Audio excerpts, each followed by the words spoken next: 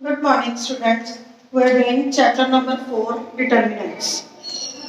Okay, in last lecture, we have studied to find the value of determinant by expanding along a row or a column.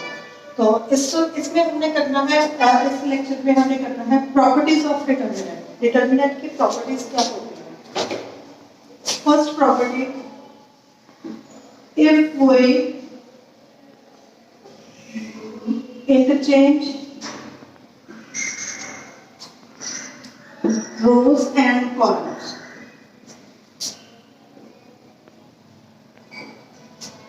Then the value of determinant remains unchanged. Means अगर रोज को column में convert करते हैं columns को रोज में convert करते हैं means जैसे हम मैट्रिक्स का ट्रांसपोज लेते हैं मतलब अगर मैट्रिक्स का ट्रांसपोज ले लेंगे तो उसकी जो वैल्यू होगी डिटर्मिनेंट की वैल्यू होगी that will remain unchanged that means determinant of A is equal to determinant of A transpose ये दोनों वैल्यूज इक्वल होंगे second property if all the values of any row या रो या कॉलम कोई भी रो या कोई भी कॉलम की सारी वैल्यूज आर जीरो अगर कोई भी एक रो या कोई भी एक कॉलम जीरो हो जाए then the value of determinant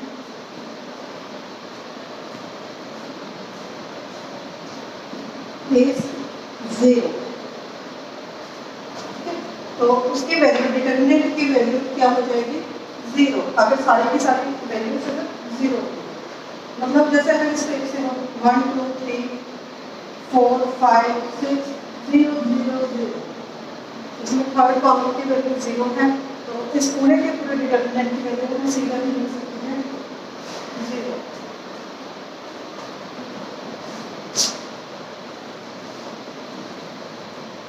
Third property, if two rows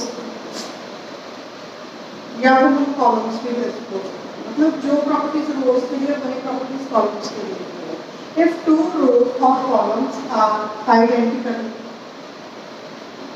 मतलब सेम हो जाए then the value of determinant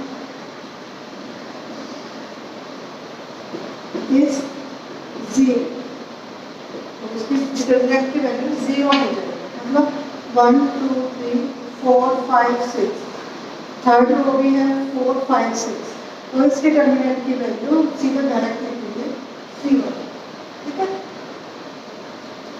ये तो होगी इसकी तीन प्रॉपर्टीज नेक्स्ट प्रॉपर्टी है इसकी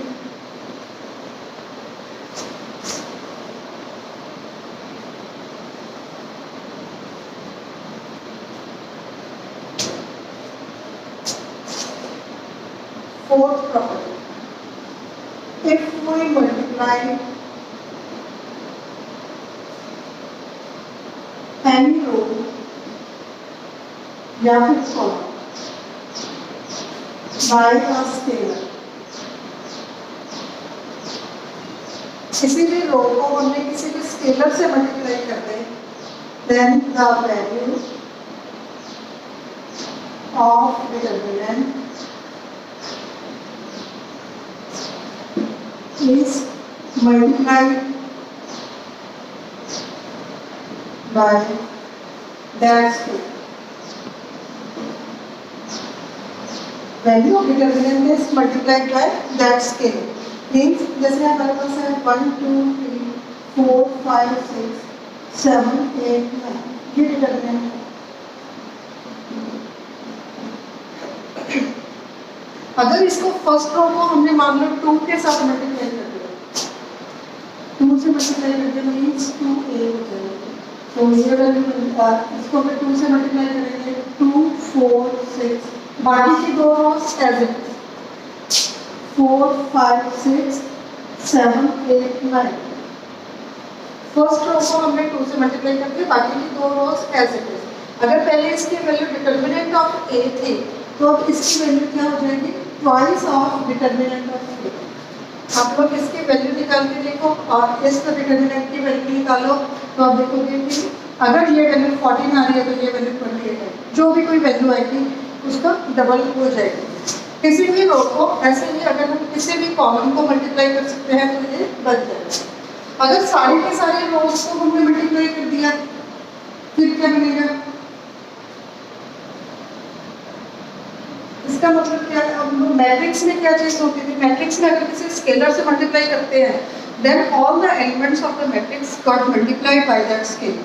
मतलब इसका मतलब है अगर हमें कोई भी a टाइम्स a है, ये a is a matrix of n by n rows है और n कॉलम है। इस पूरे के पूरे मैट्रिक्स को हमने a के साथ मल्टीप्लाई किया है, फिर हमने इसका डिटर्मिनेंट फाइंड किया, तो इसकी वैल्यू क्या हो जाएगी, a raise to power n a n cross n, इसकी डिटर्मिनेंट हो जाएगी। मतलब क्योंकि हमने हर एक रो और हर एक एलिमेंट को हमने k से मल्टीप्लाई किया। मान लो 3/3 का ये मैट्रिक्स है, a की वैल्यू है, ये a is a matrix 1 2 3 4 5 6 7 8 9। 2a क्या हो जाएगा, सारे के सारे एलिमेंट्स को हमने 2 से मल्टीप्लाई करना है, 2 4 6 8 10 12 14 16 18। 2a ये हो गया। अगर हम डिटर्मिनेंट ऑफ a निकालेंगे, इसकी वैल्यू का डिटर्मिनेंट ऑफ a है, तो इस डिटर्मिनेंट की वैल्यू क्या हो जाएगी, determinant of 2a will be 2 का क्यूब, क्योंकि हर एक रो का एलिमेंट 2 से मल्टीप्लाई हो, हर एक रो को हमने 2 से मल्टीप्लाई किया है, तो मतलब इसकी डिटर्मिनेंट की वैल्यू हो जाएगी 2 cube into determinant of a। ठीक है, तो इसका मतलब है ये वाला रिजल्ट यहीं से ड्राइव हो जाता है। If we multiply any row by a scalar, then the value of determinant is multiplied by that scalar, उस स्केलर के साथ मल्टीप्लाई हो जाता है। इसी चीज का हम यूज कर सकते हैं कि हम किसी भी रो या किसी भी कॉलम से हम स्केलर को बाहर कॉमन भी निकाल सकते हैं। जैसे हमने यहाँ पर मल्टीप्लाई किया है तो डिटर्मिनेंट की वैल्यू मल्टीप्लाई में हो रही है, तो इसका मतलब हम किसी भी उसमें से बाहर निकाल सकते हैं। जैसे 2 4 6 4 5 6 7 8 9 ये डिटर्मिनेंट है। हम फर्स्ट रो में से 2 कॉमन भी बाहर निकाल सकते हैं, तो भी इसकी वैल्यू यही सेम है। मतलब 2 अगर कॉमन निकाला 1 2 3 4 5 6 7 8 9 ये दोनों वैल्यूज इक्वल हो। इस प्रॉपर्टी का यूज हम इस टाइप से करेंगे कि अगर कोई भी चीज़ किसी भी रो में या किसी भी कॉलम में कॉमन आ रही है तो उसको हम कॉमन बाहर निकाल सकते हैं। ठीक है,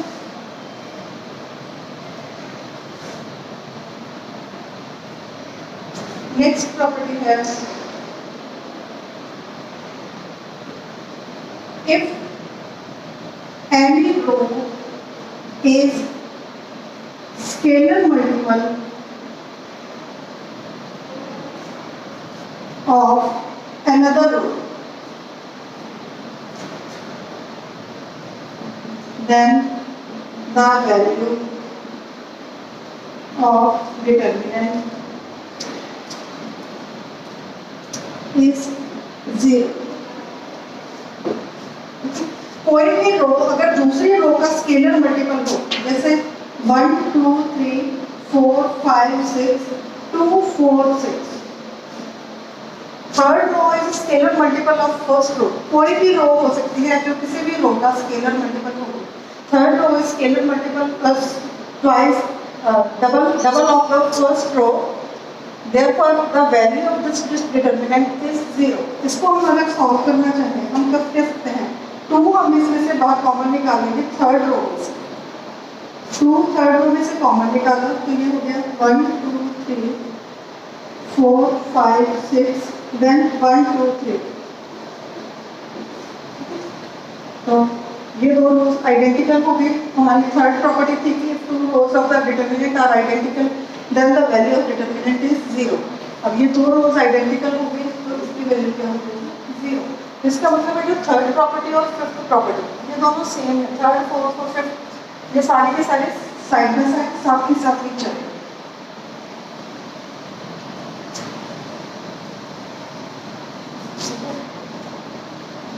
sixth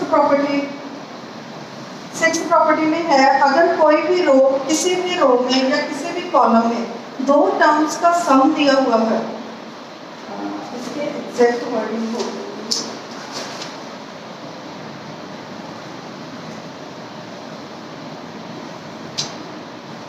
if sum or all elements of a row or column of determinant are expressed as sum of two or more terms, if all elements of a row is expressed as sum of two or more terms, then the determinant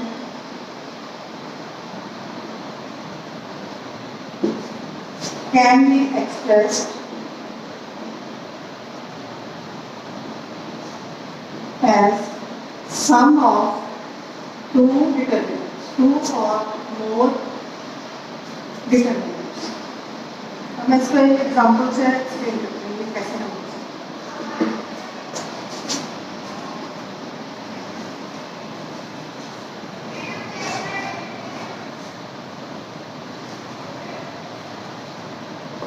अगर कोई determinant कुछ इस type से है x plus Y, Y plus Z, Z plus X, X Y Z, Y Z X, ये है ठीक है।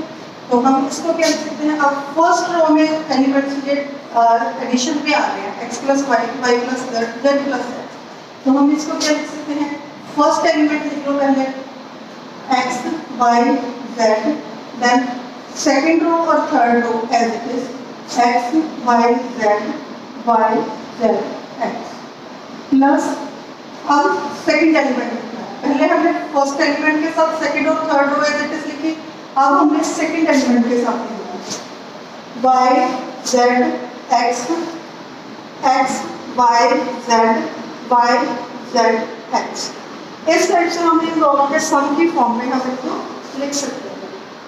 ये चीज है if all elements of a row, किसी भी एक रो के जो एलिमेंट्स हैं is expressed as sum of two और मोर टर्म्स, पहली रो के एलिमेंट्स को हमने सम ऑफ टू टर्म्स की फॉर्म में लिखा है, then the determinant can be expressed as sum of two और मोर डिटर्मिनेंट। अगर दो एलिमेंट्स हैं तो सम ऑफ टू डिटर्मिनेंट्स की फॉर्म में, अगर तीन एलिमेंट होते हैं फर्स्ट रो में सेकंड रो में भी हो सकता था, ऐसे ही कॉलम में भी हो सकता है।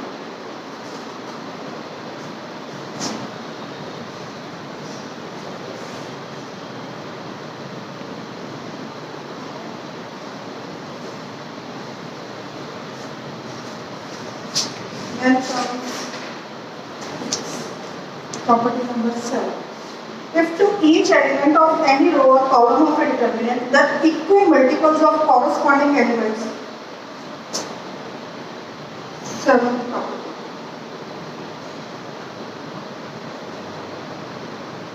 If to each element of a row या column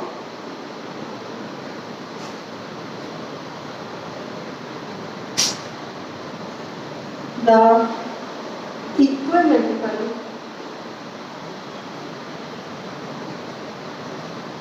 of corresponding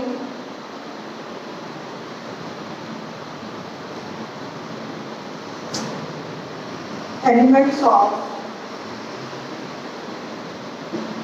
other row the column are added, then the value of determinant remain unchanged।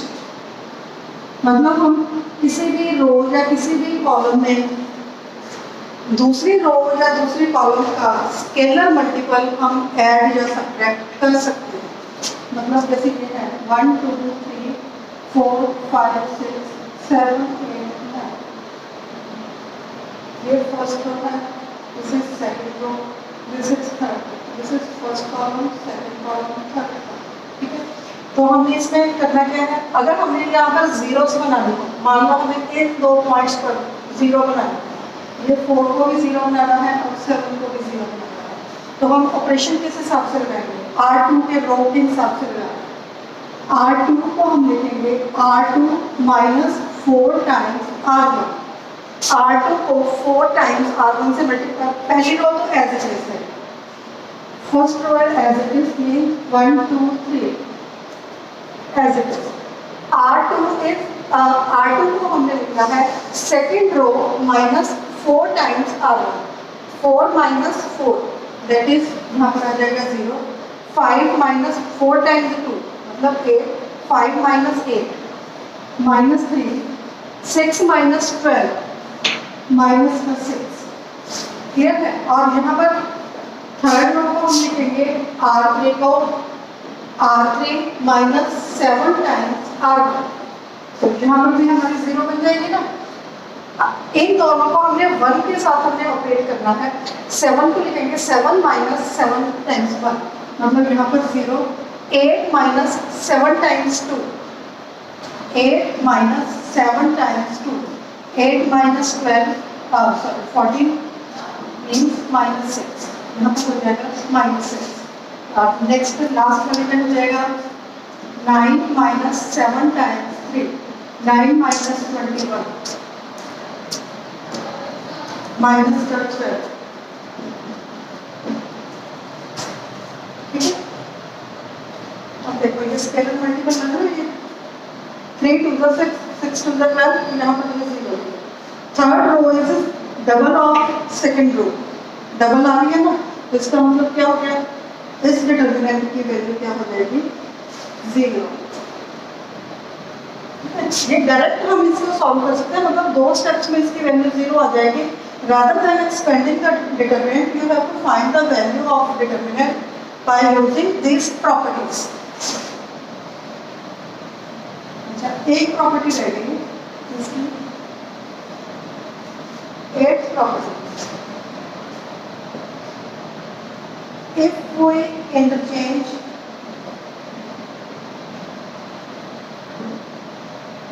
two rows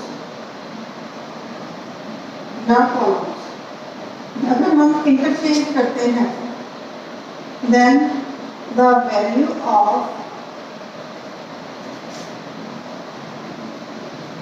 determinant is multiplied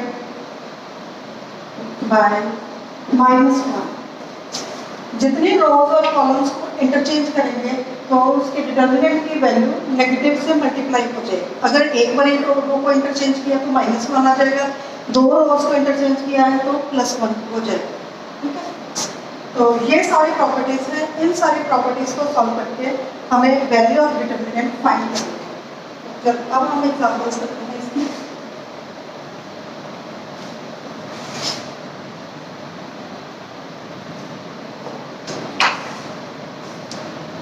Example number 11, page number 115।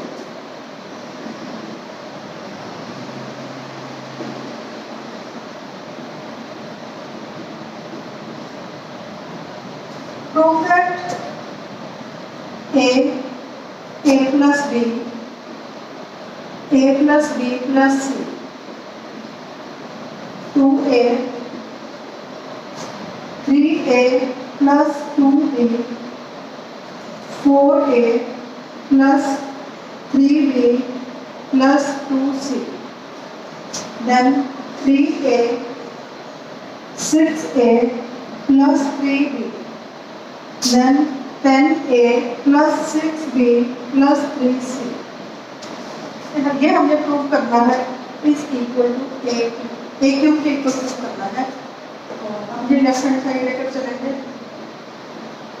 Properties of determinant में जब भी हमें ये कोई question करना होता है, इसमें हमारी कोशिश ये होती है किसी भी रो में या किसी भी कॉलम में जितने जीरोस बन सकते हैं उतने जीरोस बना लें।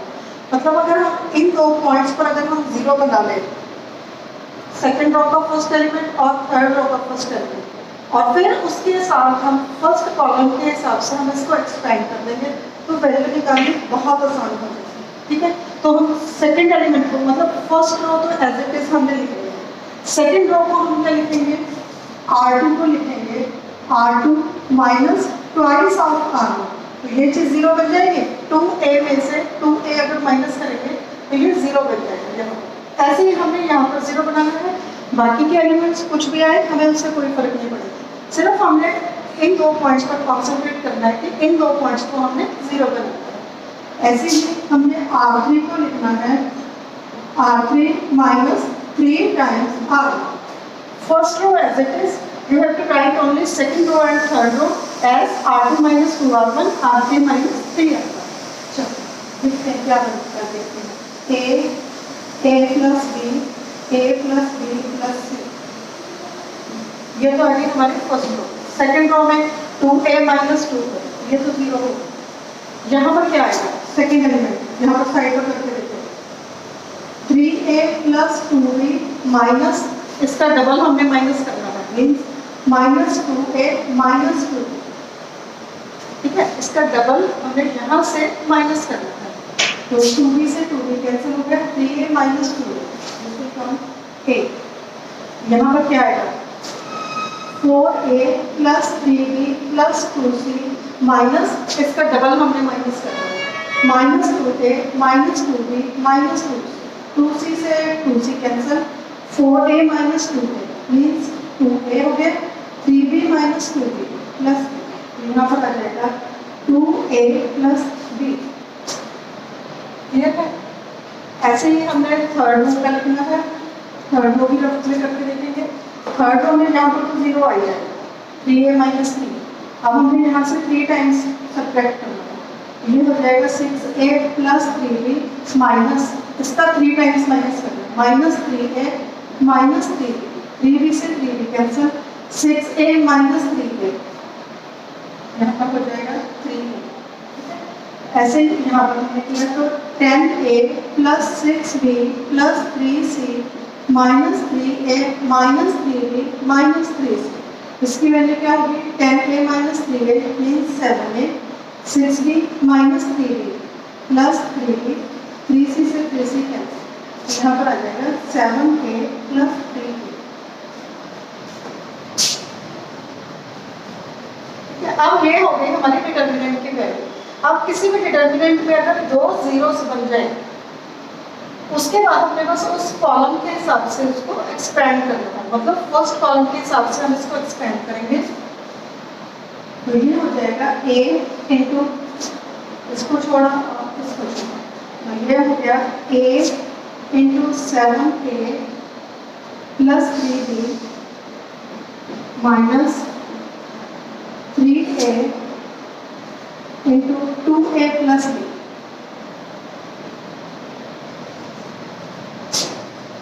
अब इसको एक्सपेंड किया, a इंटू उसको मल्टीप्लाई करो, ये हो गया 7a square plus 3ab minus 3 to the 6a square minus 3a, 3ab से 3ab cancel, 7a square minus 6a square, a square से इसे मल्टीप्लाई कर, this is equal to a, और यही हमारा राइट आंसर। क्लियर है क्वेश्चन? इजी है, इतना मुश्किल नहीं है, बस थोड़ी प्रैक्टिस की जरूरत होगी इस टाइप के question.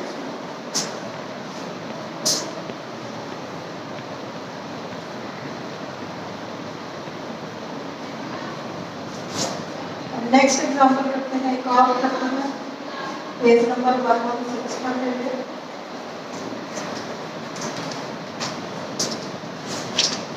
Twelfth example, without expanding prove that, expand नहीं करना, सीधा ही प्रॉपर्टीज ऑफ डिटर्मिनेंट में लगाना। x plus Y, Y plus Z, Z plus x Z X Y 1 1 1, इसकी वैल्यू हमने 0 प्रूफ करनी है।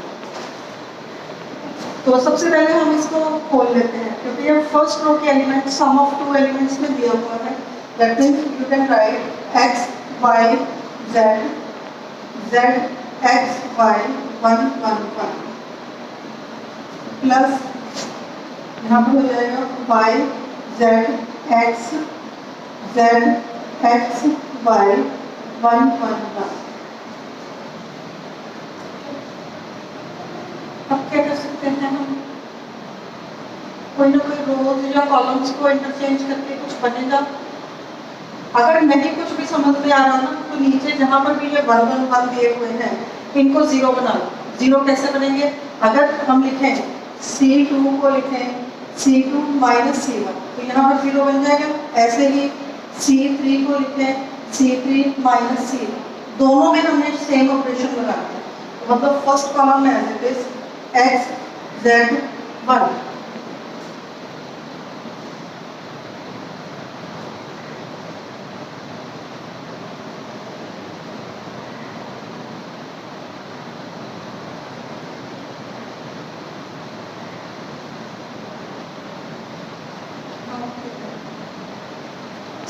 एक्स जेड 1, देन इनको माइनस करेंगे तो ये हो जाएगा y minus X, then x minus Z 1 minus 1 0, z minus X, y minus Z, then 1 minus 1 0। Sorry ये मैंने थर्ड कॉलम सब्ट्रैक्ट कर दिया, नहीं ठीक है। x minus Z then 0, z minus X, y minus Z then 1 minus 1 0। और ऐसे ही यहाँ first column as it is y z 1, z minus y, x minus z 0, x minus y, y minus z 1 minus 1 0। चलो अब हम third row के साथ expand करते हैं दोनों। लास्ट स्टेप में हम इनको एक्सपेंड कर सकते हैं, स्टार्टिंग में ही इसको एक्सपेंड नहीं कर सकते अगर प्रॉपर्टीज ऑफ डिटरमिनेंट लिखा हो।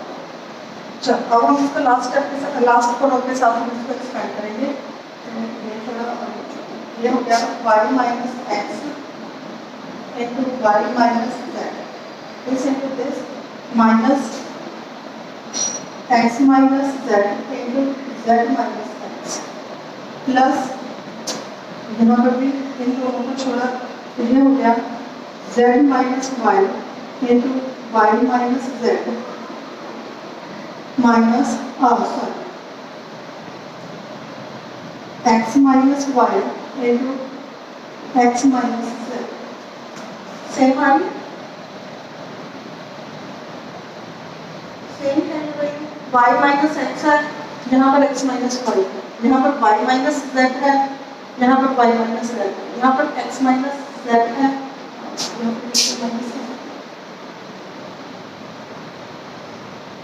x माइनस वाई और x माइनस जेड चलो मल्टीप्लाई करते हैं। ये हो गया y minus x into Y minus z, y square minus y z minus x y plus x z, यहाँ पर minus x z plus x square plus z square minus x z. यहाँ पर multiply करते हैं तो ये हो जाएगा plus y z minus z square minus Y square plus y z. ऐसे यहाँ पर minus x square plus x z plus x y minus y z. अब देखो ये सारी की सारी टर्म्स आपस में कैंसिल आउट होनी चाहिए। वाई स्क्वायर प्लस का यहाँ पर जाएगा माइनस का, minus y z plus y z आना चाहिए, ये plus y z minus x y plus x y plus x z minus x z. Plus x square minus x square plus z square minus z square minus x z plus x z plus y z minus y, सारी की सारी terms आपस में cancel अगर होंगे तो answer आएगा इसका जीरो। यही चीज हमें प्रूफ करना है। बाकी के एग्जाम्पल हम अपने नेक्स्ट वीडियो में करेंगे, और एक तो मैं आपको क्वेश्चन भी इसमें से करवा दूँगी एक्सरसाइज में से, लेकिन आपको ये वाली एक्सरसाइज पूरी की पूरी आप घर पे ट्राई करें।